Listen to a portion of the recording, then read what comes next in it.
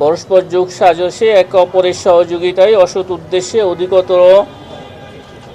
আর্থিকভাবে লাভবান হওয়ার আশায় ক্ষমতার অপব্যবহারপূর্বক প্রতারণামূলকভাবে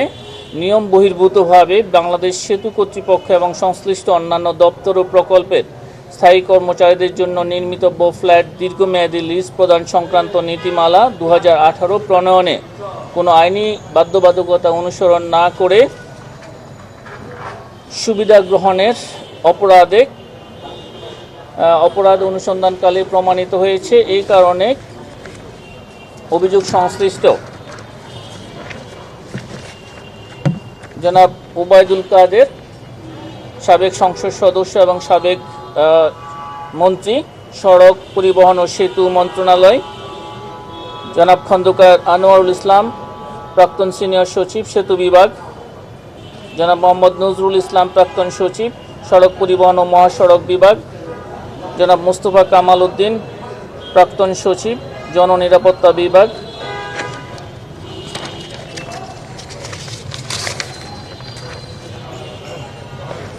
ডক্টর আহমদ কায়কস, প্রাক্তন সচিব, বিদ্যুৎ বিভাগ;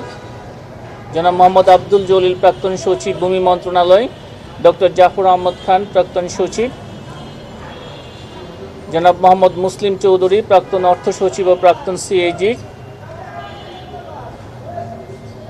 জনাব মোহাম্মদ শহীদুল হক, প্রাক্তন সিনিয়র সচিব, লেজিসলেটিভ এবং সংসদ বিষয়ক বিভাগ;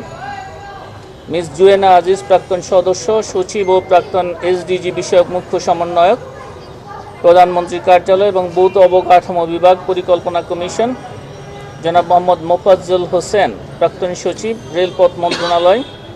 জনাব কাজী শফিকুল আজম, প্রাক্তন সিনিয়র সচিব, অর্থনৈতিক সম্পর্ক বিভাগ;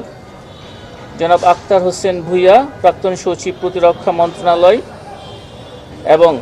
ডক্টর আবু হেনা মোহাম্মদ রহমাতুল মুনিম, প্রাক্তন সচিব ও প্রাক্তন চেয়ারম্যান, জাতীয় রাজস্ব বোর্ড, জ্বালানি ও খনিজ সম্পদ বিভাগ,